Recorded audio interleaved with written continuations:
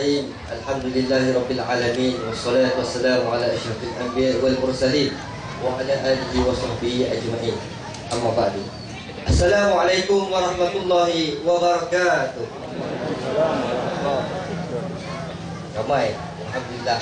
Jadi tuan-tuan, alhamdulillah, hadirin hadirat muslimin muslimat yang dirahmati Allah, bersama kita merafakkan syukur kehadirat Allah Subhanahu wa taala dalam waktu yang sesingkat ini masih diberi kudrat kepada kita, masih diberikan iman dan Islam kepada kita untuk bersama-sama dalam satu majlis ilmu yang di mana dijanjikan oleh Allah Subhanahu wa taala sebagai salah satu daripada taman-taman syurga. Tuan-tuan puan-puan yang dirahmati Allah. Okey, jadi program kita pada kali ini adalah diadakan di Padang Sekolah. Padang Sekolah Kebangsaan Jalan Yusof, Parit Bugis, Muar Johor Darul Takzim. Dan ini adalah program yang pertama kali yang Yayasan Pembangunan Keluarga Darul Takzim mengadakan program seperti ini. InsyaAllah selepas ini kita akan mengadakan di daerah-daerah yang lain. Tuan-tuan muslimin muslimat yang dirahmati Allah. Jadi tema kita pada hari ini adalah Baiti Jannati.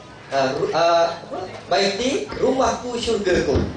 Jadi ada orang tanya, asyik Baiti Jannati Ustaz, tak ada ke lain? Habis tak tahu nama apa? Baiti Nari. Oh, tak boleh lah, rumahku nerakaku. Jadi itulah tuan-tuan dan puan yang dirahmati Allah. Dalam kehidupan kita ni tuan-tuan dan puan, setiap hari berlaku masalah perceraian, setiap hari berlaku masalah buang anak, dan bermacam-macam lagi gejala sosial yang berlaku. Jadi relevannya tema yang kita pilih pada hari ini adalah rumahku syurgaku. Kerana apa? Rumah itu adalah tempat pertama ataupun madrasah yang pertama untuk kita mendidik anak-anak kita. Okey. Jadi saya tidak mahu bercakap lebih banyak lah. Okey, jadi saya mau perkenalkanlah moderator kita, ahli panel kita, insya-Allah yang kita jemput. Yang pertama di sebelah kiri saya ni, rasa-rasa nak perkenalkan pun orang nak kenal lah. Pemuda Jawa daripada Sungai Balang ni tuan-tuan dan puan-puan, Ustaz Haji Johari. Ustaz Haji Johari bin Sukadi adalah penggerak kita daripada YPKDT daripada Muar. Kemudian sihat Haji. Assalamualaikum. Salam lagi. Okey, yang panel kedua. Ni rasa biasa kita tengok dalam TV tuan-tuan dan puan-puan. Tanyalah ustaz kan. Forum Perdana Ehwal Islam. Memang, tapi hari ini tuan-tuan dan puan-puan, kita bawakan khas kepada tuan-tuan dan puan-puan untuk melihat sendiri secara live, secara langsung kepada tuan-tuan dan puan-puan yang dirahmati Allah. Jadi institusi keluarga ni tuan-tuan dan puan-puan adalah satu-satu institusi yang sangat penting dalam masyarakat. Tanpa institusi keluarga yang kukuh, yang mantap ataupun yang sakinah, sebab tu kita pilih sakinah. Sakinah ni adalah tenang. Jadi keluarga tu kalau tak tenang, dia macam ini dia dia akan menggelegak, tak tenang. Jadi sakinah, mawaddah, berkasih sayang dan rahmah dirahmati oleh Allah Subhanahu Wa Taala. Jadi panel yang kedua ni Dr. Haji Zaharuddin bin Abdul Rahman daripada Universiti Islam Antarabangsa Malaysia. Jadi saya nak teruslah kepada ahli panel untuk Haji Johari. Kita nak tengok hari-hari orang cakap pasal perkahwinan, berkahwin, bernikah. Tapi kita nak faham daripada konsep Islam tu, bagaimanakah perkahwinan yang digaris pandukan oleh Islam tu. Silakan Haji.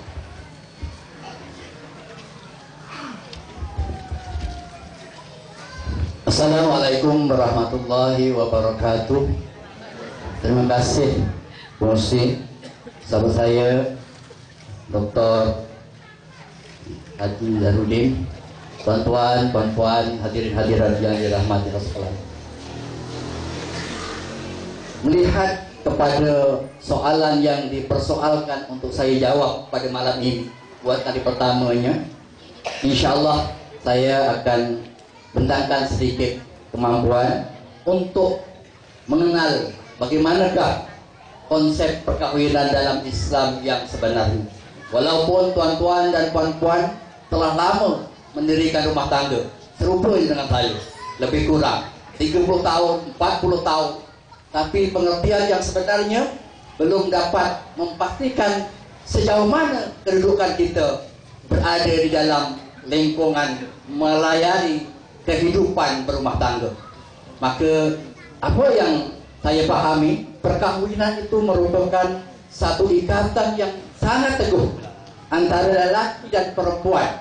Perkahwinan melalui akad ikatan yang sah untuk menjalani kehidupan berumah tangga yang mana segala-galanya melalui syariat yang diberikan oleh Allah Subhanahu wa taala.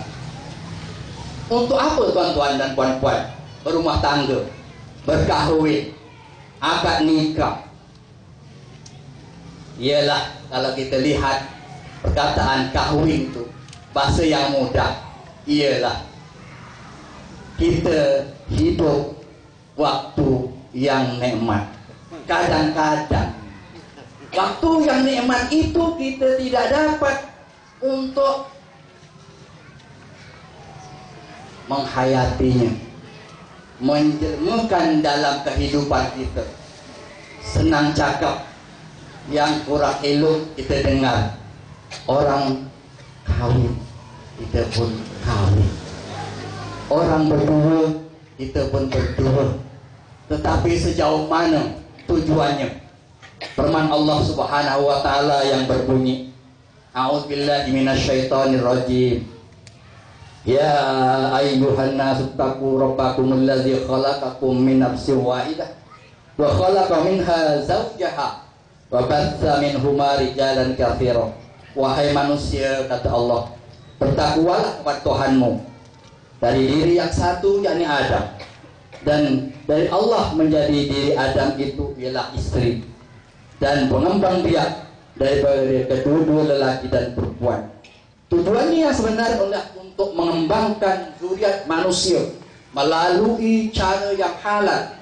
Kalau orang itu berkahwin, bersatu, tapi tidak melalui cara-cara yang halal dan digariskan oleh Allah Subhanahu wa taala, maka lahir juga zuriat, tapi zuriat itu tidak sama apa yang disyariatkan oleh Allah Subhanahu wa taala, dan sebagai menyambung keturunan dan kesejahteraan hidup di dunia dan di akhirat.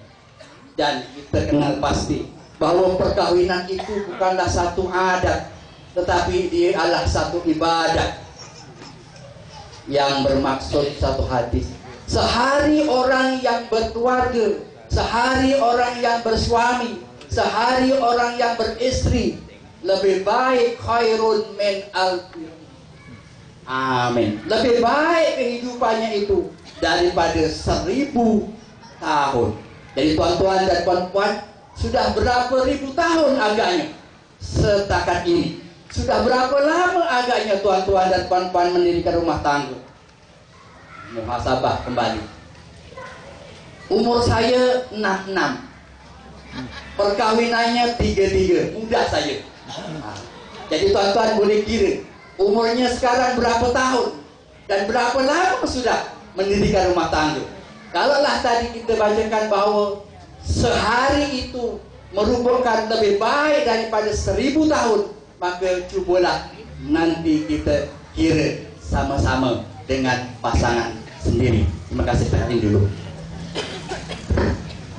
Istrinya satu lagi tu Haji, Alhamdulillah. Allah, rumah tengok kat belakang. Okey, jadi itulah ringkasan daripada nak kahwin ni bukan senang. Nak kahwin ni bukan senang tuan-tuan dan puan-puan. Dia kena ada tanggungjawab.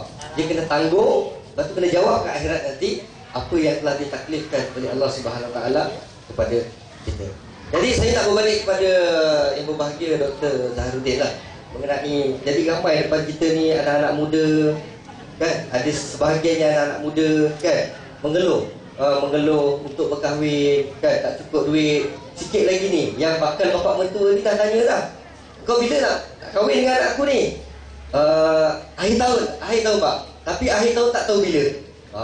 Tu yang kita tak nak lah, duit asyik tak cukup je. Maka wujudlah apa, isu perkahwinan menggunakan wang pinjaman bank.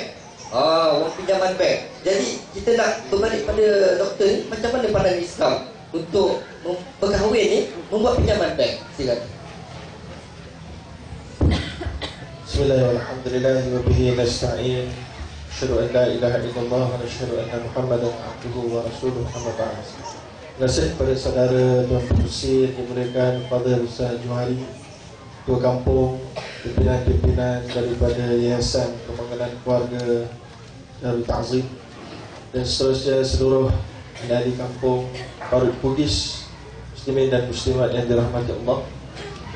Jadi berkenaan dengan yang pertama sekali, belanja kahwin. Dalam Islam kita ada satu belanja yang kita namakan mahar, yang mana Allah Subhanahu Wa Taala telah pun menyatakan dalam Al-Quran, wa atuhunna, ataupun Allah Subhanahu Wa Taala kata wa ataitum ihdahunna qintar, iaitulah maka taklah kamu beri kepada mereka itu mas kawin mereka, ataupun sadaqatihinna nihlah, iaitulah juga maksud pemberian yang merupakan mas kawin.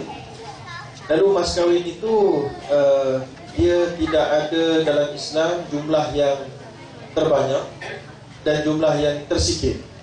Ya, dia bergantung kepada uruf. Sebagaimana Nabi SAW pernah menyatakan dalam banyak riwayat-riwayat hadis, Nabi kata, inna aqdaman nisa'i barakah asbahunna wujuhan wa aqallahunna mahran. Iaitulah Nabi kata sesungguhnya sehebat-hebat wanita dalam erti kata keberkatan dalam kehidupan perkahwinannya adalah yang baik wajahnya dan yang paling sedikit maharnya. Itu dia. Ya, sebab biasanya kalau ada orang wajah dia makin cantik, makin mahal lah. Tapi maknanya Nabi nak beritahu? Tidak. Nabi nak beritahu kalau dia mampu untuk tidak meletakkan apa saja fizikalnya itu equivalent ataupun sama dengan sekian-sekian harga, maka itu adalah yang menunjukkan keberkatan yang dibawa olehnya. Demikian juga dalam sebuah hadis yang lain, Nabi menyatakan bahawa min barakatil mar'ah sur'ati tazwijiha wa sur'ati rahimiha, iaitulah Nabi kata daripada antara keberkatan perempuan itu adalah cepat kahwinnya. Jadi kalaulah anak itu sudah pun sampai tempoh boleh kahwin, kemudian ada pula lelaki yang diyakini agamanya, ya, dan yakini agamanya untuk meminang, maka Nabi telah pun memberitahu bahawa apabila datang kepada kamu seorang yang kamu yakini agamanya, ya, maka fazawiju, maka kahwinkanlah anak kamu itu. Kecuali kalau kamu tidak kahwinkan dia ketika pada datangnya orang yang saleh, yang baik ilmunya, ya sudut ilmu agamanya, maka dia akan jadi fitnah yang besar. Jadi oleh kerana itu kita kena lebih bersifat pandang jauh. Maknanya jangan hanya kita letakkan hari ini kepada nilai apa yang dia nak berikan dari sudut mas kahwin. Yang keduanya hantaran pula. So mas kahwin itu tidaklah menjadi rukun dalam kahwin dan nikah, tetapi dia adalah merupakan salah satu syarat dan juga amat-amat digalakkan untuk menghargai wanita. Dan kemudian ada pula yang kedua mengikut adat kita, iaitulah wang hantaran. Wang hantaran ini kita katakan boleh kita sebutnya juga ada dalam Islam, sebagaimana Nabi pernah sebut aulid walau bisyat. Nabi cerita ni, Nabi cakap benda ni apabila Nabi nampak Abdurrahman bin Auf telah pun berkahwin senyap-senyap. Bukan senyap kerana memang sengaja nak disembunyikan, tidak. Tapi pada ketika itu Nabi dan juga para sahabat baru saja berhijrah, maka Abdurrahman tidak bersama-sama dengan isterinya, dia seorang-seorang saja. Maka ada orang kaum Ansar offer untuk ambil salah seorang di antara dua orang isteri dia, dan juga untuk ambil sebahagian daripada harta dia. Maka Abdurrahman bin Auf kata, tak payah, aku tak perlukan sebahagian harta kamu, aku tak perlu ambil mana-mana daripada isteri kamu, cuma dulluni ala su, tunjukkan aku di manakah pasar. Maka dah pun dia pergi pasar, dia bawa modal sikit, dia pun berniaga, dia dapat untung, dan juga dia pun mampu untuk berkahwin. Dia pun berkahwin, datang jumpa Nabi dalam keadaan wajah yang sudah berbeza. Bezalah wajah orang belum kahwin dengan orang sudah kahwin, ya. Jadi dengan wajah berbeza, baunya pun berbeza. Kalau zaman kita ni, kalau baju dia pun dah mula gosok, stokin dia pun tak busuk lagi, kopiah dia pun tidaklah kuning-kuning lagi dan seumpamanya. Lalu bila begitu Nabi nampak, Nabi kata, nampak dia macam ni kamu ni, apa yang telah berlaku, kamu dah berkahwin ke? Ya, dia kata dah berkahwin. Maka Nabi pun kata, aulim walau bishad, buatlah kenduri walaupun seekor kambing. Jadi oleh kerana itu belanja yang kedua. Yang pertama mahar, iaitulah mahar tadi itu yang mungkin di Johor berapa ringgit? 200, 22 ringgit, 22 ringgit, okey, 22 ringgit, dan boleh hutang tak tu?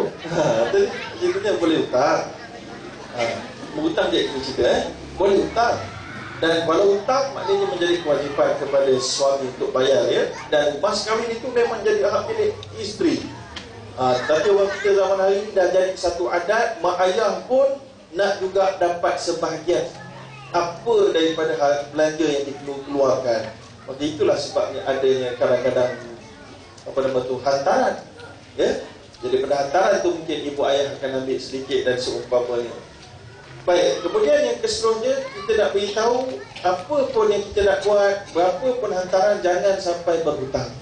Tadi ditanyakan oleh pengurusi, boleh tak berhutang dengan bank?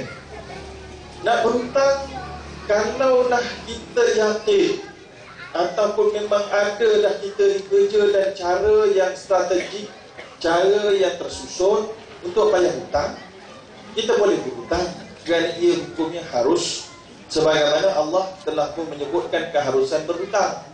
Tapi Nabi sebutkan banyak tentang hutang ini boleh membawa bencana, ya. Sampaikan Nabi kata, nafsul mu'min mu'allaqatun bidainihi hatta yuqda'an. Roh dan jiwa seorang mukmin yang mati itu akan tergantung, tidak akan dapat capai melepasi tahap yang diperlukan untuk mendapat nikmat walaupun dia banyak amal soleh, kalaulah dia belum diselesaikan hutangnya di dunia. Tapi jangan pula tuan-tuan dan puan-puan salah faham. Bila hadis disebut kata mu'allaqatun, tergantung, kita pun percaya inilah dia hantu banyak-banyak ni, ya, dekat kubur lah. Kita ada tuan-tuan, dia tergantung tu bukan maksud dia tergantung berjalan dekat keliling-keliling kita ni lalu jadi hantu. Tak, tuan-tuan kena betulkan kepahaman itu.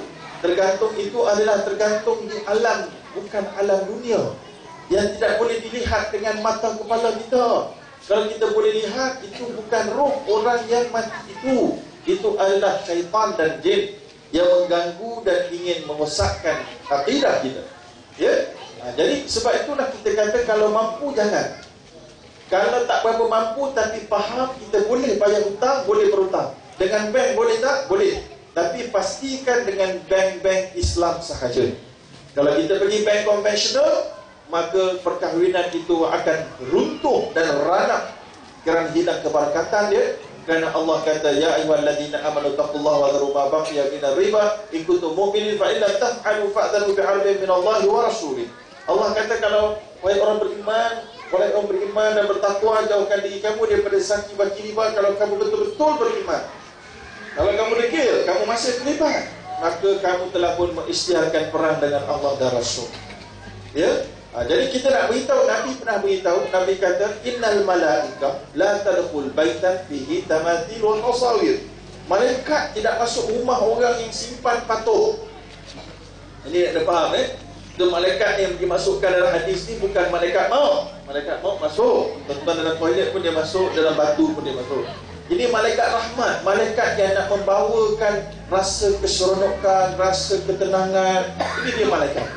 So dalam rumah orang yang ada simpan patung binatang, patung bentuk-bentuk ini, malaikat tak mau masuk. Ini kita nak ambil contoh dengan riba. Kalau nak rumah itu, kalau nak rumah tangga itu, perkahwinan itu dibiayai ataupun digunakan daripada wang pinjaman bank konvensional yang mengandungi riba, maka kalau patung ada dalam rumah, malaikat tak masuk. Kalau riba tadi perang dengan Allah dan Rasulnya, lalu kita bimbang juga malaikat rahmat tak masuk dalam rumah ini. Jadi itu yang nak kena faham, pinjaman bank konvensional. Bagaimana pula dengan pinjaman kepada alung? Oh, ini lagi banyak. Alung kan dipinjam dengan alung. Alung ni tuan-tuan, dia bukan orang tak berpendidikan saja yang jatuh perangkap dalam jerangkap dia, tapi juga orang berpendidikan, ya. Jadi jangan sesekali pergi jumpa Alung. Macam mana nak tahu Tok Alung? Dia iklan dia biasa bawa pokok, pinjaman wang berlesen. Maknanya tu haram lah tu. Kalau dia kata berlesen tu maknanya memang tak berlesen lah jawab itu. Jangan sesekali pergi kepada alung-alung ini, kerana sekali dia dapat, kita tidak akan dan jarang mampu untuk membayar hutang tu, kerana bunga dia lebih tinggi daripada pokok dia. Dan kemudian kalau gagal, isteri-isteri kita, anak-anak kita bakal menjadi korban. So, jadi jangan sesekali pergi jumpa alung. Kalau nak pinjam, pinjamlah mungkin daripada ibu ayah, pinjamlah daripada adik-beradik yang lebih berjaya. Kemungkinan dia mungkin dah lebih stabil, dia mungkin dah kerja lagi, abang sulung ke kakak sulung, bolehlah pinjam daripada mereka. Tetapi mestilah bertulis, sebagaimana Allah kata, ya ayyuhalladzina amanu idza tadayantum bidainin ila ajalin musamman faktubu. Wahai orang yang beriman, apabila kamu berhutang dengan satu hutang yang kamu akan bayar pada tempoh yang telah ditetapkan, faktubu, tulis. Tulis itu tidak wajib, tetapi kita bimbang kalau tak tulis, kita meninggal, orang rumah pun tak tahu, anak pun tak tahu, lalu dia akan jadi masalah. Sebab tu kena tulis dan bagi tahu pada suami, bagi tahu pada isteri, bagi tahu ini kalau ada apa berlaku, ini ada hutang belum selesai lagi. Jadi itulah sedikit jawapan kepada soalan dan juga beberapa penambahan yang berkaitan. Wallahu a'lam. Terima kasih doktor. Jadi nak pinjam alung ni boleh alung adik-beradik lah, alung, angah, acik, tak ada masalah lah. Tapi kalau alung yang bawah pokok yang doktor cakap tadi, hindarilah tuan-tuan dan puan, kerana azabnya akan menunggu kita. Jadi tuan-tuan dan puan, saya yakin lah doktor, penduduk pada Bugis ni semua kaya-kaya. Kita lalu tadi kan, pokok kelapa sawit di kanan, ni belum yang kat dalam lagi. Sebulan 16 tan, kaya tuan-tuan. Kaya orang pada Bugis ni tuan-tuan dan puan. Jadi berbalik kepada Ustaz kita ni lah. Ustaz okey tak? Okey. Kita dalam kitab fiqh banyak menyentuh berkenaan dengan hukum berkahwin. Ada hukum tentang wajib, haram. Haram pun ada untuk berkahwin ni, makruh ada, harus dan sunat. Jadi kita nak berkongsi malam ni untuk Ustaz terangkan pada hadirin dan hadirat ni hukum berkahwin ni. Silakan. Terima kasih. Terima kasih. Soalan yang tak dijangka.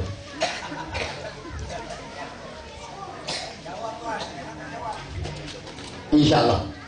Cuba dengar. Pernikahan itu dipunya asalnya ialah kullu amrin mubahatun. Tiada perkara itu harus. Jadi haruslah kita berkahwin. Jadi siapa agaknya kita akan bincangkan kemudian. Dan oleh kerana manusia ini dikurniakan oleh Allah Subhanahu wa taala akal dan nafsu. Dan Allah Ta'ala mengurniakan kepada haiwan nafsu saja. Allah Subhanahu Wa Ta'ala mengurniakan kepada malaikat akal saja, yang menjadi sukar untuk kita menangani dua perkataan akal dan nafsu ialah kita. Kita ada akal, ada nafsu, dan nafsu itu ada kekuatan-kekuatan yang tersendiri. Sebelum sampai kepada hukumnya, kalau kita lihat dalam kitab Sirah Salikin, ada menerangkan kekuatan nafsu. Yang pertama ialah kuatun nazifatun, yang kedua ialah kuatun batniyatun, yang ketiga kuatun ghadbiyatun, dan saya akan ambil yang terakhir, kuatun farjiyatun. Oleh kerana ada kekuatan farjiyatun inilah, maka datangnya hukum mengenai pernikahan ataupun perkahwinan. Saya nak ambil tentang hukum yang wajib. Bagaimanakah yang dikatakan orang yang tidak berkahwin itu wajib kahwin? Engkau wajib kahwin, walaupun asalnya ialah harus berkahwin. Tapi oleh kerana pelaksanaan orang yang nak melaksanakan itu bermacam-macam, faedah. Bermacam-macam cara, maka timbullah ada yang haram, ada yang makruh, ada yang sunat, dan ada yang harus tadi. Saya kembali kepada yang wajib. Siapa agaknya yang wajib berkahwin? Yang wajib berkahwin ialah orang yang tidak dapat mengawal nafsu. Nafsu ini sangat kuat. Nampak nafsu apa? Nafsu parjiatun, bukan nafsu makan. Nah, kita fokuskan kepada nafsu parjiatun. Nampak bibir yang merah, dah. Nampak pipi yang tembam, dah, minta maaf. Nampak baju merah, sudah apa? Tuan-tuan pikirkan sendiri, sambung sendiri. Jadi orang ini kalau tidak dikawal nafsunya, maka dikhawatiri akan terjebak ke dalam maksiat. Maka pada ketika itu, dan dia ada kemampuan, ada kelapa sawit yang banyak tadi itu, dan kuat dia punya parjiatun, dan kalau tidak diakadkan nikah secara sah, ditakuti, dikhawatiri untuk terjebak ke dalam perzinaan, maka pada ketika itu wajib kawin. Bagaimana Ustaz kalau kuat, memang kuat, makannya kuat, minumnya kuat, tidurnya kuat, tenaganya kuat, dan itu pun kuat, tapi tak ada kemampuan. Sawitnya yang tadi dia kata fungsi kata 16 tan. Ini sawitnya cuma 16 tandan. Bagaimana? Maka digariskan oleh hukum kosong, suruh puasa bagi orang yang belum ada pasangan. Contohnya minta maaf. Bagaimana kalau misalnya saya seorang perempuan, seorang istri yang mempunyai suami yang serupa dengan keadaan itu, bagaimana si istri untuk menanganinya? Ya benarkan. Takut-takut dia akan menyimpan. Ya. Bagaimana kita tahu yang dia itu kuat tentang parjatunya? Ya tanya istrinya. Ya. Gitu. Contohnya. Yang sebenarnya ialah puasa ya. Jadi kalau kita ada kekuatan yang sangat hebat, tak boleh tersentuh, sudah ya, maka pada ketika itu wajib bernikah, dan kalau tidak ada kemampuan kita puasa supaya kita punya kekuatan itu akan berkurangan. Jangan minta kepada Allah supaya habis, hilang, rugi nanti ya, tak laku. Masya Allah. Yang sebenarnya ialah makruh. Kawin kok makruh, kawin nikah dengan cara yang sah, tapi Allah Ta'ala benci, yaitu mereka yang tidak mempunyai persediaan untuk berkawin. Tidak adalah tak ada anak-anak, males, layu saja. Contohnya gitu kan.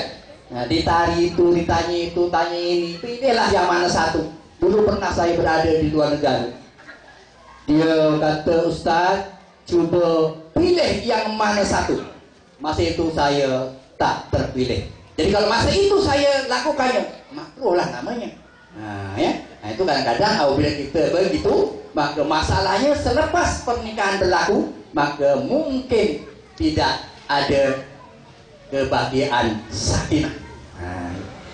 Dan dia tidak ada kemampuannya tak ada, tenaganya tak ada, lembek saja kan ya.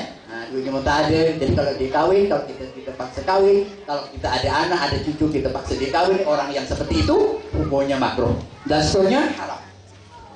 Haram ini pernikahan semata-mata ada berniat yang tidak baik. Saya samalah dengan tuan-tuan. Apa tujuan dulu bernikah dengan kesayangan istri yang mula-mula kita jumpa? Bagaimana kita jumpa dia?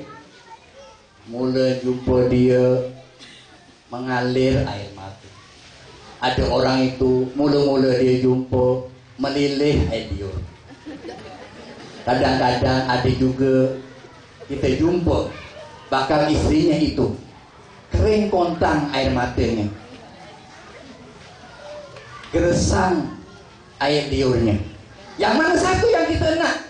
Supaya perkawinan itu di dalam keadaan yang terbaik dan dapat dijelmakan dalam kehidupan hari-hari, pada saya pilih. Biarlah saya lihat orang yang hendak saya jadikan pasangan hidup untuk selama-lamanya itu menalir air matanya sahdu. Nah, sahdu. Dan kesahduan itu akan dapat bila-bila. Pernah tak tuan-tuan, puan-puan ya, sudah berumah tangga 10 tahun, 20 tahun, 30 tahun, dan mungkin ada yang 40 tahun. Kita lihat istri kita yang tidak ada sebab apa-apa menitis air mata, melihat kesayangannya di depan mata. Pernah tak ada begitu? Kalaulah itu pernah, alhamdulillah, penjelmaan kerinduan, kecintaan, kasih sayang, sakinah akan dapat dirasai bersama. Tapi kadang-kadang kita lihat menyampak. Itu pernah tak ya? Itu kita dan saya tanyakan pada tuan-tuan, pernah tak kita lihat istri kita menitis air mata kita? Karena apa? Kerinduannya sangat mendalam. Saya teringat bagaimana susahnya bapak saya meminangkan saya balik rumah. Bajunya pakai baju putih, ini cerita. Saya tidak menceritakan orang. Ini sebagai contoh. Kalau tuan-tuan perempuan percaya, tetap percaya suka hati lah. Ini judul hari ini bohong. Dia nak buat lawak-lawak kan. Jadi saya tanya, Pak, orang Jawa, minta maaf betul. Pak, bajunya kok ada minyak.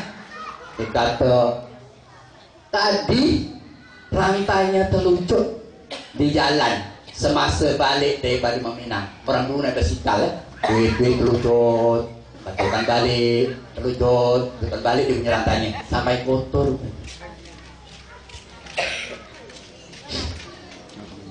Bila saya teringat peristiwa itu, maka mengalirlah air mata bila memandang istri. Jadi kalau dapat anak kita, cucu kita, cuba menyingkap kembali, toleh ke belakang. Bagaimanakah susahnya, bagaimanakah sukarnya mak bapak kita untuk melamar bakal istrinya. Kita sampai situ dulu. Yang sunat ini ialah mempunyai kemampuan dan persediaan perkawinan. Apabila anak kita ini, cucu kita ini, ataupun kita sendiri ini mampu untuk menyediakan persediaan perkawinan sampai bila-bila, bukan masa majlis saja, dan mampu untuk tenaganya yang diperlukan oleh pasangan, maka pada ketika itu jangan lengah-lengah.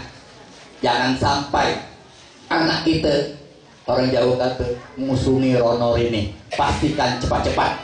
Nah, karena kewajiban pasangan yang melahirkan bayi yaitu ada 3. Pertama, bila lahir saja seorang bayi, maka beri nama. Yang kedua, ajar membaca Al-Quran. Dan ketiga, kawinkan, nikahkan, carikan pasangan bila sudah balik. Sekian, terima kasih. Saya risau Ustaz. Risau apa? Sebab saya risau pagi nanti, buka bila subuh nanti, mata suami-suami lebau. Sebab apa Ustaz? Balik ni sekarang, yang abang rasa wajib abang kahwin lagi ni. Saya takut ni. Jadi jangan tak sih tuan-tuan dan puan. Jadi berbalik kepada doktor. Doktor, okey. Jadi kat Johor ni pas kahwin murah, RM22.5. RM22.5 murah. Kalau orang luar cakap pas kahwin orang apa paling murah, perempuan paling murah dekat Johor ni. Tapi mahal dia. Memang dah ikut sunnah dah. Alhamdulillah. Tapi yang ayahnya mak hantaran saja. RM10,000, RM20,000. Macam doktor cakap lah, mak bapak pun nak share juga. Kita tanya sebab apa? Sebab aku dah besar dengan anak aku ni. Tak salah lah, tak salah aku nak kongsi apa yang dia dapat. Jadi macam mana doktor melihat perkara ni? Silakan doktor. Bismillahirrahmanirrahim. Alhamdulillah. Soalan berkait dengan wang hantaran. Lalu wang hantaran ini ya telah pun kita sebutkan tadi diharuskan, tapi harusnya itu adalah pada had dia. Had dia yang Islam nak objektif daripada wang hantaran adalah untuk belanja kenduri. Okey? Berdalilkan kepada apa yang Nabi sebut pada Abdurrahman bin Auf tadi, aulin walau bisyas. Kemudian Nabi pun telah pun menyatakan bahawa a'linun nikah waj'aluhu bil masajid ya wadribu fi bidufuf. Nabi kata iklankan perkahwinan dan kemudian jadikanlah pernikahan itu di dalam masjid, dan kemudian apabila tamat, maknanya di akad nikah itu di luar masjid, kamu pukullah kompang-kompang. Jadi poin dia sekarang ni, belanja untuk mengiklankan itu adalah boleh kita katakan belanja perkahwinan yang diharuskan dalam Islam. Manakala hantaran adalah adat. Bila adat, Islam meletakkan apabila dia satu adat, dia tertakluk kepada dia punya objektif dia. Kalau objektif dia itu baik dan tidak ada bercanggah dengan mana-mana hukum dan juga ayat dan hadis, maka dia boleh diterima. Kalau bercanggah, tak boleh. Baik. Jadi apabila sekali pandang kita tidak nampak ada percanggahan dengan mana-mana dalil dan juga hukum untuk kita mengenakan wang hantaran. Tetapi apabila meletakkannya pada jumlah yang sangat banyak, pada hukum dan adat ada setempat 10,000 banyaklah. Ya, kalau dulu 2,000 pun banyak, tapi sekarang kerana inflasi 2,000 sudah tidak banyak, 10,000 baru banyak. Maka sekiranya banyak itu sehingga menyusahkan anak perempuan untuk berkahwin, maka dia sudah dikira bercanggah dengan objektif hukum syarak dalam memudahkan perkahwinan. Kerana bila mana seorang bapa wali kepada anak perempuan dan ibu memudahkan perkahwinan anaknya, maka itu dengan memudahkan dari sudut tidak membebankan dari sudut perbelanjaan dan harta, maka itu menunjukkan bahawa unsur keberkatan itu sudah mula boleh masuk ke dalam rumah tangga itu. Bila wang dijadikan pokok pertama dalam pernikahan, maka awal-awal lagi dah unsur keberkatan itu dah mula nak hilang. Ya, sebab apa? Sebab bila mana si bakal suami, dia apabila nak berkahwin tu dia kena bekerja habis-habisan. Sedangkan pada ketika umur dia belum begitu matang, belum begitu advance lah. Kalau kita nak kata pun baru jadi officer saja, belum jadi executive pun lagi, ataupun lebih rendah daripada itu lagi, maka dia terpaksa kerja yang sangat teruk. Maka ini menyebabkan sebahagian manusia dia akan berasa ada sedikit tak puas hati dengan apa kesukaran yang ditempuhi untuk berkahwin dengan wanita ini. Lalu ini akan menjadikan dia seorang yang mungkin ada dendam dan sebagainya. Ataupun paling kurang dia tidak akan rapat dengan ibu dan bapa mertua. Jadi ini adalah kesan-kesan yang boleh timbul kerana hasil daripada meninggikan wang hantaran. Yang kedua, ada juga menantu-menantu yang bila harga tinggi sangat, dia kata dah kahwin ni kita tak mau balik dah, kita balik setahun sekali. Sebab apa setahun sekali? Dia kata Pak Hang dah jual hang kat aku dah. Dia kata jual pula. Dah harga sangat macam harga jual, bukan harga nikah. Ya, maka ada sebahagian yang tidak beragama, maka mereka menganggap kita dengan sebab ini kita putuskan hubungan dengan keluarga mertua ataupun kurangkan pada tahap yang sangat fleksibel. Itu juga membawa masalah. Yang ketiga, wang hantaran yang besar ini membawa kepada risiko bakal suami tadi ini terpaksa meminjam, macam kita sebut. Lalu dia akan membawa masalah pada rumah tangga. Sebab rumah tangga ni, kalau ada 10,000, katalah 10,000 tu bukan duit belanja hantaran, katalah kahwin harga 10,000. 10,000 tu saja 6 bulan setahun pun dah tak cukup. Katalah ada cash, katalah bakal suami ni ada cash RM10,000. Tolak dah mas kahwin, tolak dah hantaran, ada RM10,000. Saya itu pun sakit tu tuan. Itu pun sakit. Ya. Jadi kita nak beritahu, kalau dah maknanya pada peringkat awal rumah tangga itu si suami isteri baru nak adat, baru kan dalam bahasa Inggeris adaptasi, baru nak menyesuaikan hidup kena beli, kena fikir, dan bukan kali kau nak beli kasut, bukan beli satu, dan kena beli dua. Beli baju jangan fikir diri kamu saja, adik isteri, beli untuk isteri. Beli makan jangan ikut selera kamu saja, adik isteri, selera dia mungkin lain. Jadi itu semua memerlukan kos yang tinggi. Kalaulah harga wang antara tadi dah tinggi, maka yang ini pula yang kena lagi, saya confirm si bakal-bakal suami ini akan mengalami masalah yang besar. Bukan hanya bakal suami itu nanti akan menjadi masalah, isteri-isteri muda juga mempunyai masalah. Sebab itulah kebiasaannya menurut statistik, kita dapati isteri-isteri ataupun pasangan-pasangan muda yang 3 tahun dan 5 tahun ke bawah kahwin ni, banyak dia punya tribulasi. Ya, tribulasi dia. Kalau dia berjaya melepasi 10 tahun, itu dah kira-kira insya-Allah nampak cerah sikit jalan nak ke depan lagi tu. Ya, tapi taklah ada jaminan. Tapi maknanya 5 tahun ke bawah itu banyak akan berlaku tribulasi, khususnya yang melibatkan duit. Dan ketika itu isteri pun yang dahulunya mungkin belum ada minta apa-apa, dah mula nak minta sesuatu. Bila dah mula minta, maka suami akan jadi makin stres. Ya, jadi pada ketika itulah ada pula anak yang baru lahir. Anak pertama perlukan banyak kos. Anak yang kedua mungkin boleh pakai baju anak yang pertama, tapi anak pertama nak kena beli baju, nak kena beli itu, nak kena test pula susu. Tin yang ini tak sesuai, kena buang. Tin yang ini pula sesuai pula, dan seumpamanya. Sebab biasanya anak pertama ni, ada sebahagian pasangan tak ada rezeki anak dia susu, ibu tu tak berapa nak keluar. Biasa yang kedua tu dah profesional sikit lah. Yang pertama tu tak berapa nak profesional, kos lagi. Sebab itulah sebagai ibu bapa yang bertanggungjawab, kita kena kurangkan beban-beban. Sebab kita tahu pada ketika 3 tahun, 4 tahun yang pertama itu waktu kritikal pakai duit. Kalau kita dah sebut awal-awal, dia bagi hantaran yang besar. Kalaulah dia bukan seorang yang begitu berada, maka itu adalah satu masalah. Masalah yang kedua, kita jangan sesekali menilai bakal suami anak kita dengan melihat kemampuan dia untuk bayar hantaran yang lagi banyak. Yang ini, laki ni dia boleh bagi hantaran 10,000. Yang itu dia 15,000 pun dia boleh. Yang ini 20,000 pun boleh. Saya pilih yang 20,000 lah. Kalau itulah kita punya penilaian, maka Nabi berikan satu jaminan. Nabi kata, "Man kana fi dunya hammahu, ja'alallahu faqrahu baina aynai wa farriq jam'ahu wa lam ya'tihi min ad-dunya illa ma qaddara lah."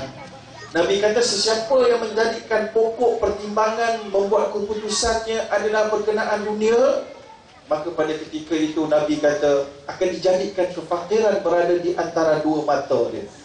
Apa maksud tu tuan-tuan dan puan-puan? Kefakiran di antara dua mata tu maknanya apa sahaja yang mata dia tengok, dia akan rasa tak cukup. Ya Allah, cabut keberkatan dia. Dia tengok isteri dia pada tahun yang kedua, dia rasa isteri dia dah tak cukup untuk dia. Kalau perempuan pula dia tengok suami dia rasa suami dia tak cukup itu dan ini. Kalau dia tengok kasut dia rasa tak cukup. Dia tengok kereta dia rasa tak cukup. Dia dapat kereta besar macam mana pun dia rasa tak cukup. Dia dapat rumah yang banglo besar macam mana pun dia takkan rasa cukup. Kerana Allah dah cabut rasa kecukupan itu. Kerana tiada keberkatan, disebabkan meletakkan dunia sebagai pangkal dan punca kepada membuat keputusan. Nabi kata lagi, lepas tak cukup belaka tu, mata dia pandang apa saja rasa kena dan akan rasa stres kerana tak dapat. Maka Nabi kata lagi, wa farriq jam'ahu, maka akan dijadikan hati dia tak tenang. Tidak adalah pada ketika itu rumah yang mawaddah wasakinah tadi tu. Tak adalah. Sukun tu artinya berhenti. Berhenti itu maknanya kita berhenti rasa risau kita. Balik rumah kita nak berhenti rasa risau. Tengok isteri rasa tak risau. Bukan balik rumah tengok isteri makin risau. Begitu juga dengan isteri, balik rumah pun rasa risau, tak tenang. Maka ketika itu tanda ketiadaan keberkatan. Dan kita nak beritahu, walaupun satu rumah tu ada keberkatan, tak semestinya dia tak akan ada bergaduh. Ada bergaduh, tuan-tuan dan puan. Kalau tak ada bergaduh tu luar biasa sangat dan mungkin mustahil. Dan rumah tangga Nabi pun, Hafsah radhiyallahu taala anha, daripada kalangan ummul mukminin wal mukminat, pernah kena kecemburuan dia. Perempuan dengan cemburu biasa. Kalau perempuan cemburu, itu maknanya dia bukan buang tebiat, itu maknanya dia normal. Kalau dia kan, macam Nabi nengok Aisyah bila mana ada di antara isteri Nabi yang lain hantar makanan di rumah Aisyah pada waktu giliran Aisyah dah cemburu. Dia tepis bawakan daripada hamba budak suruhan isteri yang lain ni, dia pun tepis sampai pecah. Ya, maka Nabi pun ambil, Nabi pun cakap, nampak gayanya ibu kamu ini sedang cemburu. Jadi cemburu ni bukan satu penyakit, dia adalah satu benda yang normal. So ini menjadi ujian kepada suami untuk menanganinya dengan hikmah. Ya, jadi kita nak beritahu itu dari sakinah. Jadi rumah tangga Nabi, Hafsah pernah buat konspirasi sikit. Hafsah buat konspirasi sikit, iaitulah bila ada Nabi SAW pakai minyak wangi yang satu isteri bagi, dia akan kata dia pakai kau. Bau tak suka, tak suka. Sampai kan Rasulullah memberi amaran kepada isteri-isteri yang terlibat dengan Hafsah membuat konspirasi ini. Ya, kalau kamu inginkan cerai, wa usarihkunna sarahan jamila, aku boleh ceraikan kamu dengan perceraian yang baik. Ya, kalau kamu nakkan Allah dan Rasulnya, maka kita tak payah cerai. Dan disebutkan dalam hadis Hafsah ada dua riwayat. Satu kata dah cerai, satu lagi kata tak sempat cerai. Jibril datang bagi tahu Hafsah akan jadi bidadari kamu wahai Muhammad di syurga. Maka Rasulullah tak jadi cerai. Riwayat yang kedua kata Nabi cerai dah, kemudian Nabi rujuk.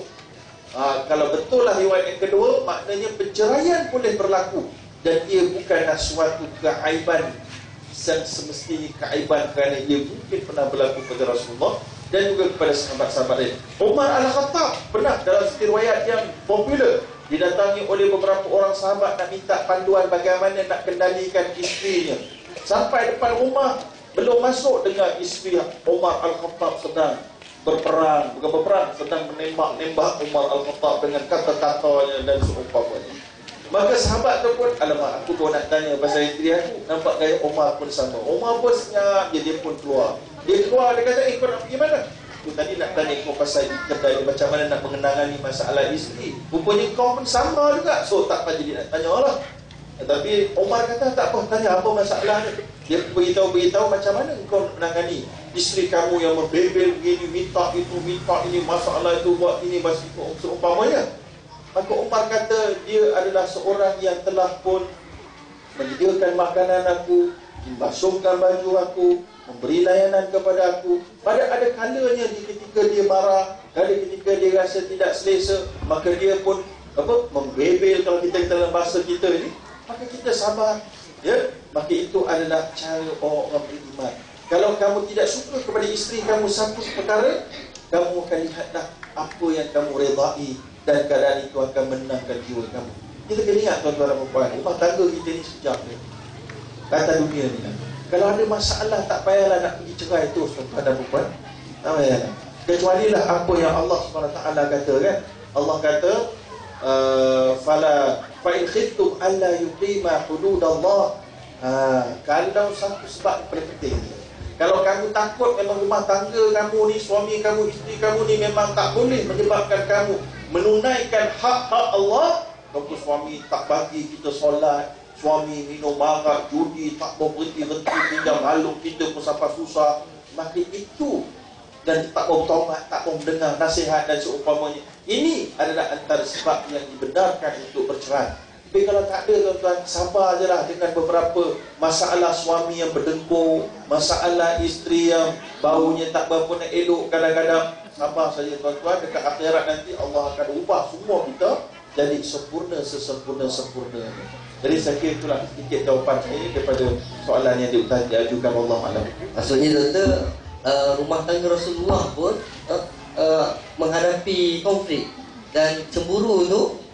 Isteri-isteri baginda SAW juga cemburu kepada isteri-isteri yang lain. Jadi itu adalah fitrah. Tapi cemburu yang bagaimana? Cemburu yang sederhana ataupun sepatutnya. Kalau cemburu moncong je 24 jam kan, yang suami pun alamak, cari nombor 2 lah. Na'udzubillah. Na'udzubillah. Geling kepala kat depan ni. Jadi kita berbalik pada hari Johari. Okey, Haji. Okey, jadi dalam Islam ni dia ada garis panduan. 2000 je. Saya baru dapat satu masalah. Jadi si perempuan ni datang jumpa saya. Ustaz, saya nak kahwin. Bagus lah, tak ada masalah. Kerja apa laki tu? Laki saya ni kerja special. Dia jual dadah. Maksudnya tak ada nilai sensitivity dalam masyarakat kita ni. Main sahur je orang cakap, main bedal je semua. Nak lagi yang ada Facebook, tuan-tuan dan perempuan. Berminat dengan ni, ajak kahwin lah, macam mana? Lalas, rupanya malam pertama laki rupanya. Maksudnya dia kahwin dengan laki. Jadi nak minta pencerahan daripada Haji Johari, bagaimanakah garis panduan yang digariskan oleh Islam dalam kita memilih pasangan itu? Silakan.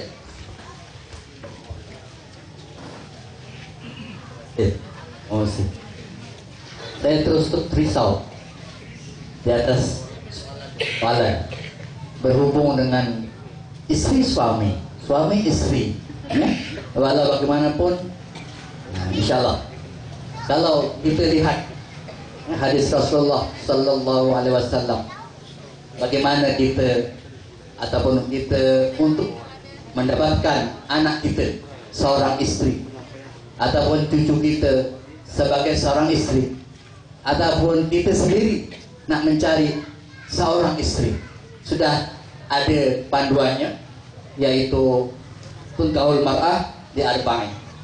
Atau nak nikah seorang perempuan, pilihlah 4 perkara, yaitu limaliha, hartanya, ada harta, ya, wali hasabiha, wala jamaliha, wali diniha, ada 4 perkara, yaitu dia punya hartanya, pangkatnya, ada pangkat, ada duit lah tu, wali hasabiha dan keturunannya, wali jamaliha, kecantikannya, cantik yang bagaimana. Hadis itu cantik untuk ramai ke untuk saya sendiri. Di antara 2 fenomena ini, cantik yang mana yang kita nak? Cantik pandangan orang ramai atau cantik pandangan aku sendiri? Kalau nak selamat, kata orang tua saya beritahu, cantiklah untuk kita lihat sendiri, jangan cantik pandangan orang. Kenapa? Kalau istri kita cantik, sungguh cantik pandangan orang, maka si suami pada ketika kalau nak pergi masjid sembahyang tak jadi pergi, takut orang lain ambil pasal sang cantiknya. Jadi biarlah orang tengok istri kita tak berapa cantik, tapi kita tengok sangat cantik. Jadi itu ya. Yang seterusnya, yang keempat ialah wali diniha, yaitu yang mempunyai agama, bukan beragama, yang mempunyai ilmu-ilmu agama, ilmu-ilmu kekeluargaan, ilmu-ilmu petuain dan sebagainya, bukan yang beragama. Kalau yang beragama ini mudah, agama apa? Agama Islam, sembahyangnya tak tahu. Jadi kalau dapat, cari tak yang beragama dan mempunyai agama yang mantap, ditambah lagi dengan ilmu-ilmu pengalaman kekeluargaan untuk mencapai satu tahap yang terbaik. Kemudian teruskan hadis itu, faktar bid'ati taribat yada. Kalau itulah yang dipilih agamanya, maka akan terselamatlah kehidupan suami istri. Itu kalau kita nak memilih seorang calon istri. Bagaimana kalau kita seorang istri nak memilih calon seorang suami? Ini disarankan kepada ibu-ibu, yang mana pada awalnya seorang anak perempuan itu ialah yang memilihkan ibu bapanya. Jadi kita sebagai ibu bapa, bagaimana kalau kita didatangi, bagaimana yang telah diterangkan oleh doktor tadi, saya sambung sedikit lah, berhubung dengan saranan untuk ibu memilih calon suami anaknya. Idza ja'akum man tardawna dinah, ya, apabila datang orang yang kamu redha, maka pilihlah agamanya dan wahulukuhu dan akhlaknya. Orang Jawa kata ada toto kromonya. Ya, 2 saja. Kalau kita nak memilih calon istri 4 perkara, tapi kita tak dapat 4, hanya Rasulullah saja yang dapat. Ya, kadang-kadang kita dapat dia punya hartanya, tandanya kurang. Ya, tapi kalau dah 4-4, ya alhamdulillah ya. Dalam berjanji sana pun telah diterangkan. Cuma kadang-kadang kita cuma berlagu-lagu saja. Para ibu biha di dini wa jamali wa mali wa hasabi wa kullu minan qawiyah. Maka itulah harapan-harapan orang-orang yang nak memilih calon istri 4 perkara, yaitu dia punya agamanya, cantiknya, hartanya, dan keturunannya. Kita berdoalah ibu-ibu untuk mendapatkan jodoh anak kita yang sebegitu ya contohnya.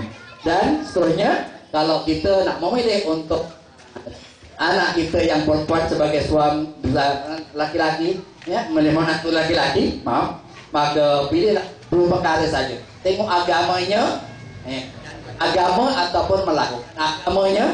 Jangan pilih yang beragama saja. Itu dia melaksanakan agamanya, dan yang keduanya akhlaknya. Orang Jawa kata yang saya dengar tadi, ada toto kromonya, ada sopan santunnya, ada dia punya adab-adab terhadap orang tuanya atau kepada bakal mentuanya. Sekian dahulu, terima kasih. Yang tangmal tu Ustaz dia tak boleh pergi. Kaya Ustaz, sebelum kahwin kaya hutang. Jadi elakkan daripada hutang tuan-tuan perempuan. Jadi itulah mal, hartanya, nasabnya, kecantikannya, dan agamanya. Dan pilihlah yang beragama sebagai jodoh kepada anak-anak kita ataupun pasangan kita. Sebab bila ada agama tuan-tuan dan perempuan, maka agama inilah yang mengekalkan keharmonian yang ada di dalam rumah tangga kita. Jadi berbalik kepada doktor, harga barang naik doktor. Harga minyak naik, harga beras naik, banyak sangat barang naik doktor. Ada tak tips-tips daripada doktor macam mana orang muda ni nak berkahwin? Dia tips simpan duit dan tabung ke, start daripada lahir dah simpan ke? Jadi minta tips daripada doktor. Bismillahirrahmanirrahim. Alhamdulillah wa bihi nasta'in. Antara tips bagi anak-anak muda yang ingin berkahwin, yang pertama sekali, mereka perlu memahami bahawa perkahwinan itu hanya akan boleh kekal dengan sebab agama, bukan dengan duit. Okay? Dan kebahagiaan dalam rumah tangga itu juga boleh akan dapat dikecapi dengan agama juga. Ya, kerana dengan agama lah orang akan boleh bertoleransi.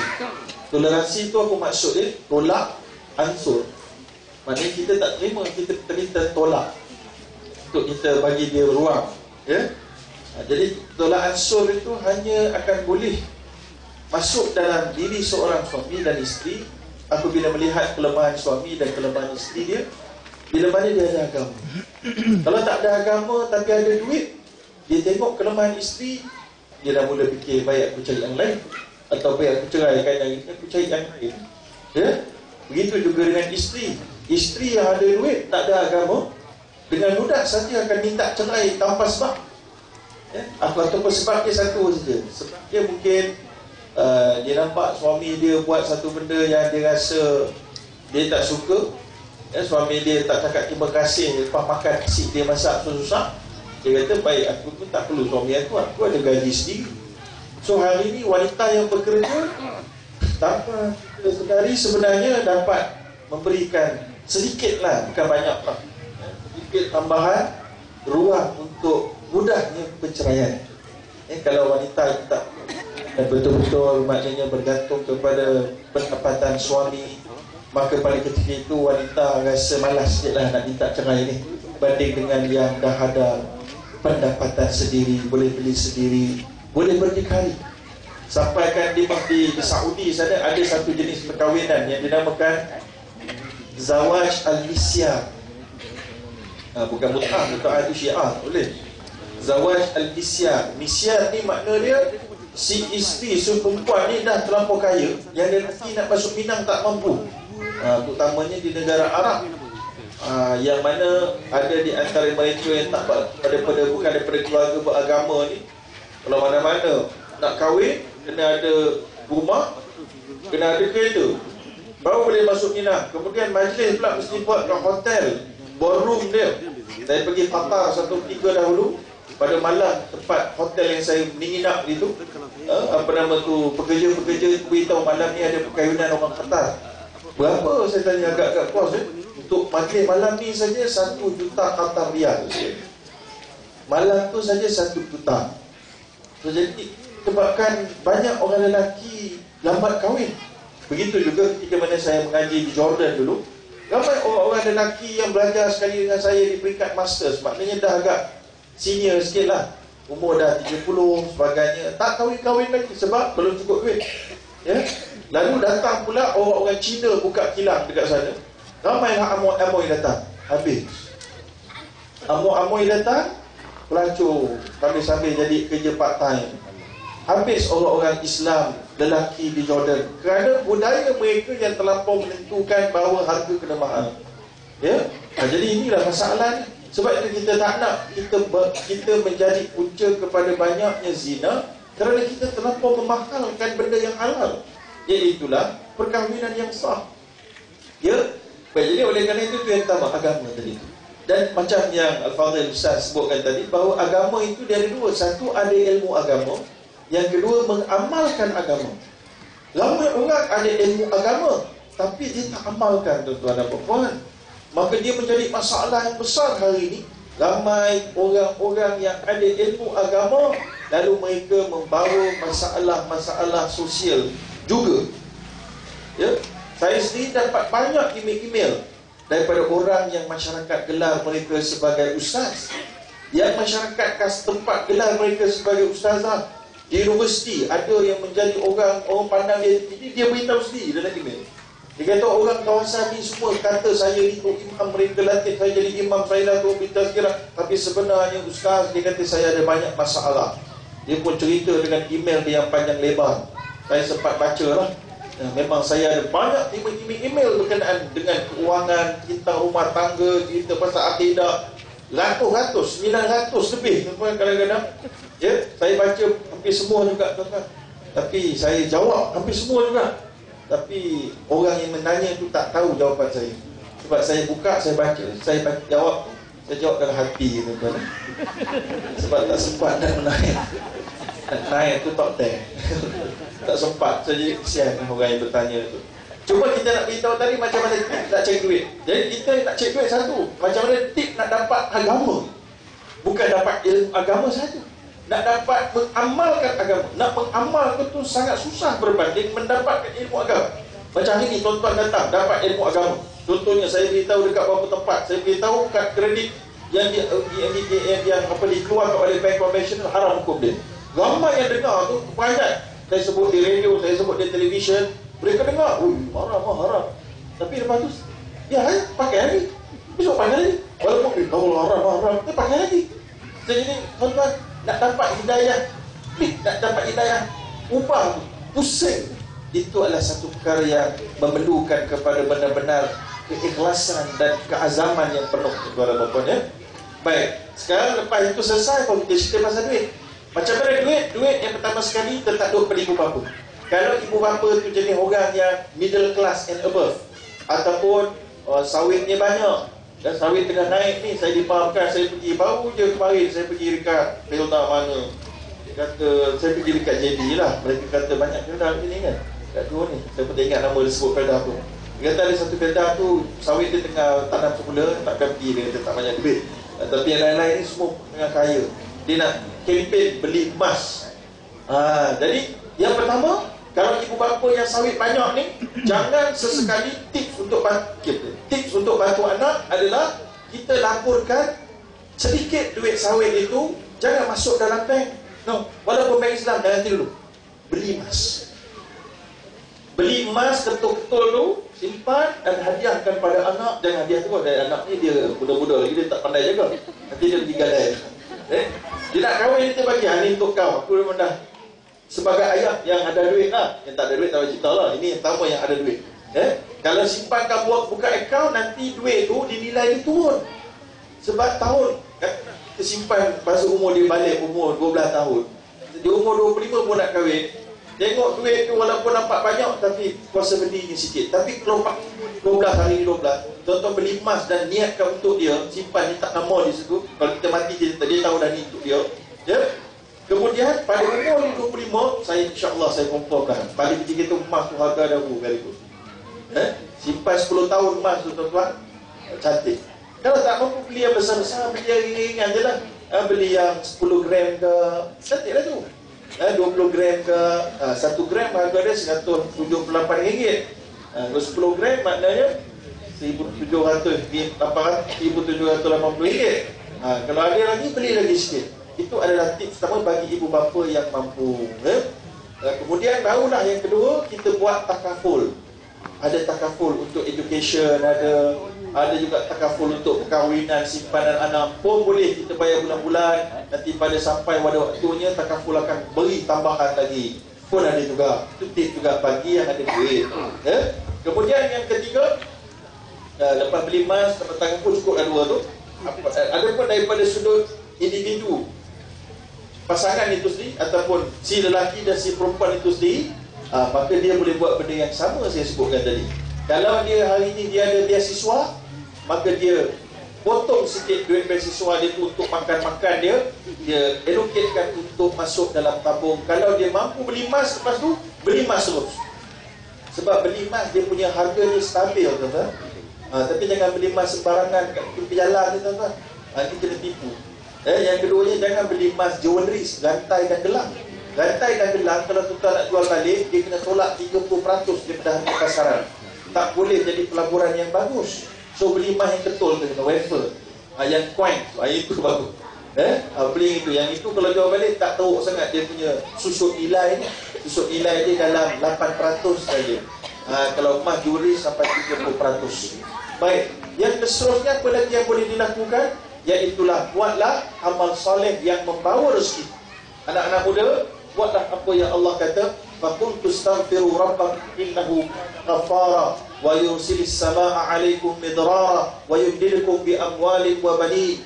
Ya, Allah kata istighfarlah kepada aku banyak-banyak, dan saya Allah itu Maha Pengampun dan akan menurunkan bagi kamu hujan yang mencurah-curah, dan juga akan memberikan kepada kamu harta dan anak-anak. Lalu bagi orang muda, ni juga bagi mak bapak ataupun bagi pasangan muda yang perlu dapat anak, dah 5 tahun kahwin tak dapat anak ni, risau ni. Dan boleh tanya Tok Imam, boleh tak nak mandi air kolah? Tok Imam masjid ni 7 kolah dah cari dah ni. Oh, jangan mandi air kolah, tuan-tuan, membazir saja. Malah air kolah kat masjid tu taklah bersih sangat untuk mandi, tuan-tuan.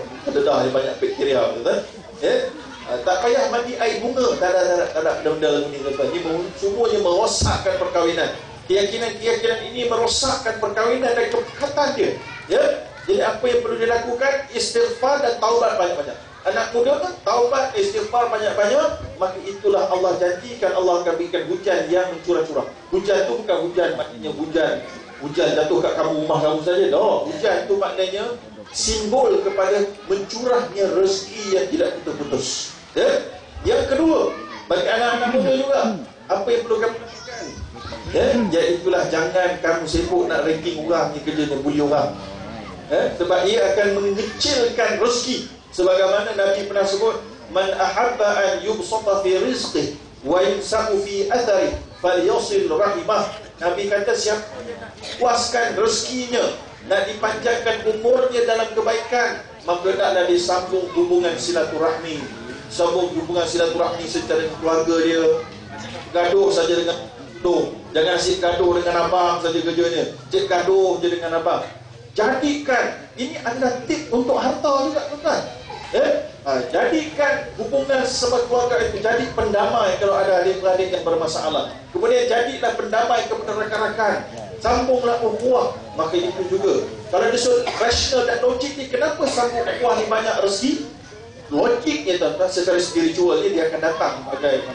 Kita pun tak tahulah. Secara logiknya sebab apa? Sebab kita baik dengan abang kita. Kita ni masalah, kita tak minta pun dia tolong. Kenapa baik? Kalau kita baik dengan dia, kalau tak baik dengan dia, faham tau. Kalau kita baik dengan keluarga kita, tapi janganlah itu lagi niat. Kita baik dengan pak cik kita, pak saudara kita. Kita susah tak payah minta, datang bagi tolong. Itu sebab kerap. itu dikatakan oleh Nabi boleh mengembangkan rezeki. Bukan hanya maknanya dari sudut spiritual yang akan datang kepada kita, bahawa dari sudut roh dan rasional pun akan datang. Kemudian yang ketiga, apa yang perlu dibuat? Solat duha. Anak-anak muda ni solatlah, tunaikan solat duha. Kerana Nabi telah pun memberikan janji bahawa siapa yang menunaikan solat duha maka akan dicukupkan hingga ke hari akhir itu. Bila dibuat hari ini, akhir itu dia akan cukup. Maka anak boleh biasakan benda ni, lelaki dan perempuan. Jadi ini juga tips sebenarnya dapat jodoh yang baik. Jadi antara rezeki bagi yang belum kahwin, yang belum untuk jodoh, adalah nak mendapatkan jodoh yang baik. Dia senang nak dapat lelaki yang baik hari ni. Nampak je janggut bagus, tapi tak bagus kan? Nampak pakai jubah, tapi kencing tepi jalan kan? Macam berlaku kat Mesir, pakai jubah belakang dia bang, tapi kencing kat dinding tepi jalan. Pakai jubah tuan-tuan. Jubah tidak menjadi penentu kepada baik. Kupiah tak jadi penentu kepada baik. Songkok tak jadi penentu kepada kebaikan. Jadi ibu bapa kena ada teknik macam mana nak tahu pasangan bakal menantu ni betul-betul ada agama atau tak ada agama. Tadi telah kita sebutkan sama-sama hadis. Apa nama tu? Idza atakum man tardawna dinahu wa khuluquhu. Apabila datang kepada kamu orang yang kamu redha agama dan juga akhlaknya, maka pasal itu kita kena ingat, hadis ni bukan beritahu kita bila didatangi oleh orang saja. Hadis ni beritahu siapa yang kamu redai agama dan juga akhlak. Maknanya kamu tu dulu, wahai bapa, kena ada akhlak tak ada agama. Kalau kamu tak ada akhlak tak ada agama, kamu tak akan tahu orang tu ada akhlak atau ada agama. Betul tak? Kalau bapak pun sama juga, tengok heavy metal Metallica, dia tengok kali, dia tengok budak ni belakang mantu pun Metallica juga, macam ni je kan. Dia pun tu ya, akhlak budak ni memang tanpa geng kepala aku kan. Itu ada akhlak kepada dia tu, tak ada akhlak tu. So jadi kena, bapak tu kena ada akhlak, bapak tu kena ada agama. Ini bapak cuba, bapak tunjuk terror, baca Fatihah. Dan dia pun baca Fatihah, qul huwallahu ahad, budak ni bapak tak kerti juga. Bapak pun tak ada agama, dia pun tak tahu Fatihah ke surah Ikhlas, dia pun tak tahu.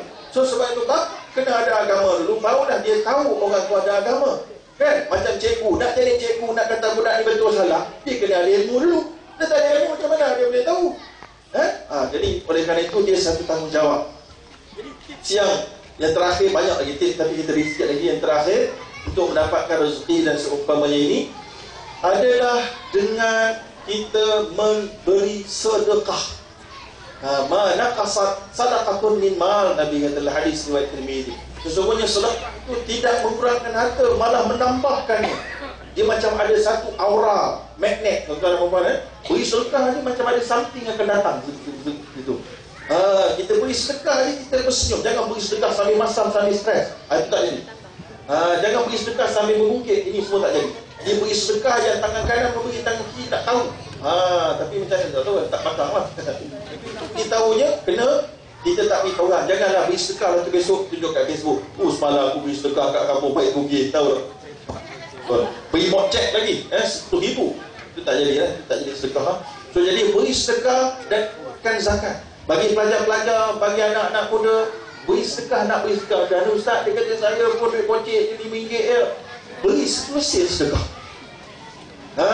Nabi pernah ditanya, apakah dia sedekah yang paling baik? Nabi kata, jahdu min muqil, iaitulah sedekah daripada orang yang ada sedikit. Dia ada sedikit untuk dia makan saja, tiba-tiba ada orang yang nak, dia beri juga. Itu adalah lagi dahsyat daripada seorang multi-millionaire sedekahkan RM100,000, tuan-tuan.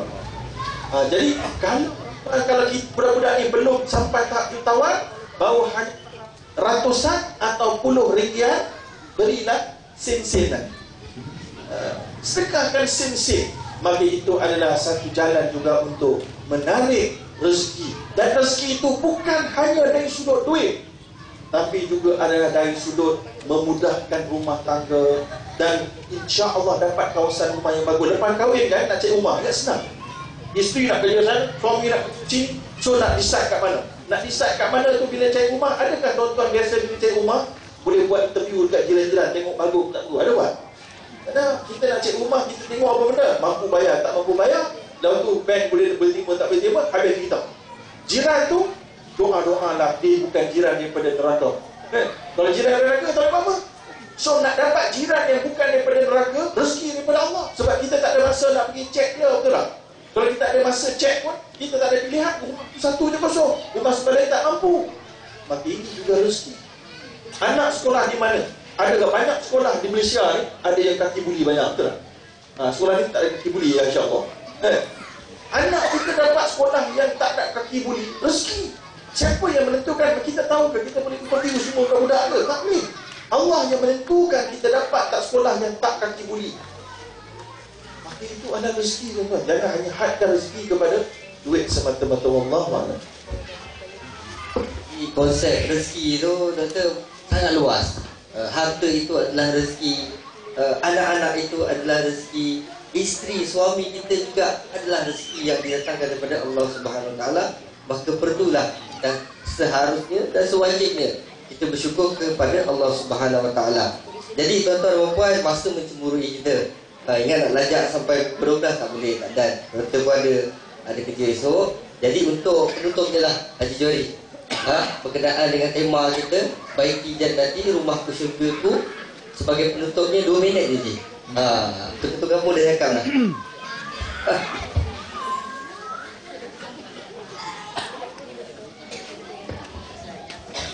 Terima kasih. Terima kasih tuan-tuan dan puan-puan, hadirin-hadirat yang dirahmati Allah. Kerana masa tak mengizinkan, inginlah saya berkongsi pengalaman dengan tuan-tuan dan ni. Bukan semua perbualan yang biasa bukan. Kemana agaknya untuk anak-anak kita lepas jauh dan insyaAllah akan dapat kembali semula. Kiranya ada peluang dan ada kelapangan dan ada pertolongan daripada Allah Subhanahu Wa Taala.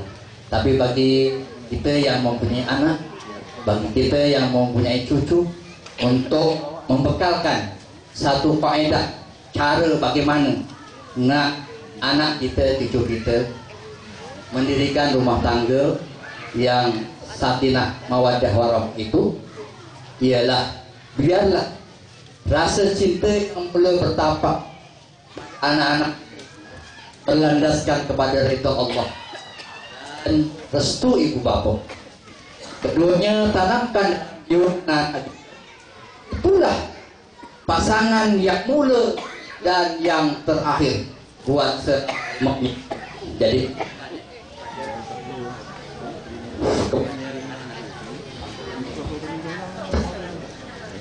dan minta berhenti ini. Seterusnya beritahu kepada anak kita, beritahu kepada bakal cucu kita yang nak mendirikan rumah tangga, susah senang, derita gembira, tetap bersama. Dua jiwa yang disatukan dengan aku terima nikah itu dalam keadaan satu matlamat, satu rasa, satu kehidupan. Bak kata orang, kita tinggal bersama isteri di rumah, di negeri, di daerah yang satu, di kampung yang satu, di rumah yang satu, baring di bilik yang satu, tidur di tilam yang satu, dan tidur nyenyak di bantal yang satu. Pastikan mendapat satu ketika, satu saat, satu waktu, mimpinya yang satu. Bagaimana agaknya? Pastikan rindu-rinduan itu sentiasa menyelubungi dalam kehidupan pasangan. Dan rumah tangga yang akan dibina itu biarlah dengan langkah yang bersih. Pandangannya bukan dengan mata yang kering. Pandangannya mula bertemu bukan dengan akal yang gersang. Pandangannya dengan nafsu, pandangannya tidak. Pandangannya bukan dengan nafsu yang melulu, tapi pandangan dengan hati yang murni.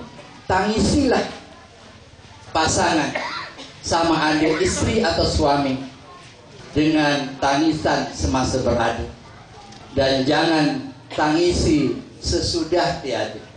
Wallahu a'lam. Wassalamualaikum. Puan yang dirahmati Allah, berakhir sudah forum Keluarga Sakinah 2012. Anjuran Yayasan Pembangunan Keluarga Darul Takzim dengan kerjasama JTK Pada Bugis, Sekolah Kebangsaan Jalan Yusof, PIBG Sekolah Kebangsaan Jalan Yusof, kemas kawasan zon Sungai Balam. Jadi pihak pengurusan mengucapkan berbanyak terima kasih kepada dua ahli panel kita yang berbahagia, Ustaz Haji Johari Besokadi, Pegawai Penggerak Yayasan Pembangunan Keluarga Darul Takzim Daerah Muar, dan yang berbahagia Dr. Haji Zaharuddin bin Abdul Rahman atas kesudian perkongsian ilmu pada malam ini. InsyaAllah tuan-tuan dan puan-puan, kita akan berjumpa lagi di masa yang lain, di waktu yang lain. Apa yang baik itu datangnya daripada Allah Subhanahu Wa Taala, dan yang buruk itu datangnya daripada kelemahan diri kami sendiri. Wallahu a'lam bishawab. Assalamualaikum warahmatullahi wabarakatuh.